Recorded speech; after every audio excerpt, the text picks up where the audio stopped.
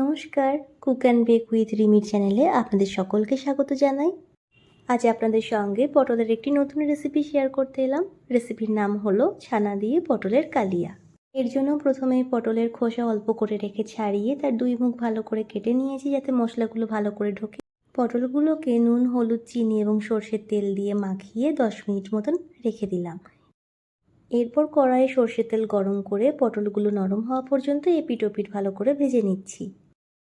দিকটা ভাজা হয়ে গেলে মাঝে মধ্যে সাবধানে উল্টে দিতে হবে যাতে পটলগুলো ভেঙে না যায়। দেখুন পটলগুলো বেশ নরম হয়ে গেছে। এবার একটা প্লেটে তুলে রাখছি।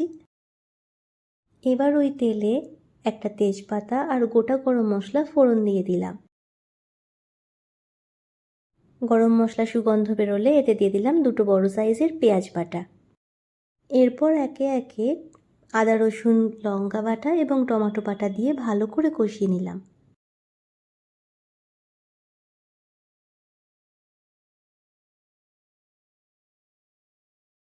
মশলাটা কষানোর সময়ই দিয়ে দেবো স্বাদ মতো নুন, একটু জিরে গুঁড়ো, ধনে গুঁড়ো, অল্প লঙ্কার গুঁড়ো আর টেস্টের ব্যালেন্সের জন্য সামান্য একটু চিনি।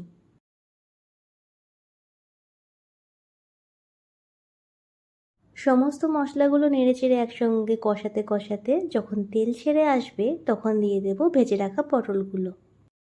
মশলার সাথে পটলগুলো ভালোভাবে নেড়েচেড়ে নিতে হবে যাতে পটলের ভেতরেও মশলা ভালোভাবে ঢুকে যায়। এইবারে দিয়ে দেব আমাদের আরেকটি মূল উপকরণ, দুধ থেকে তৈরি ছানা। আবার সমস্ত কিছু একসঙ্গে নেড়েচেড়ে মিশিয়ে নিতে হবে। কিছুক্ষণ মেশানোর পরেই দেখা যাবে ছানা থেকেও তেল বেরোনো শুরু হয়ে গেছে। কড়াইয়ের গায়েও মশলা লেগে আসা শুরু হয়ে গেছে। এই সময় দিয়ে দেবো খুব সামান্য পরিমাণ জল।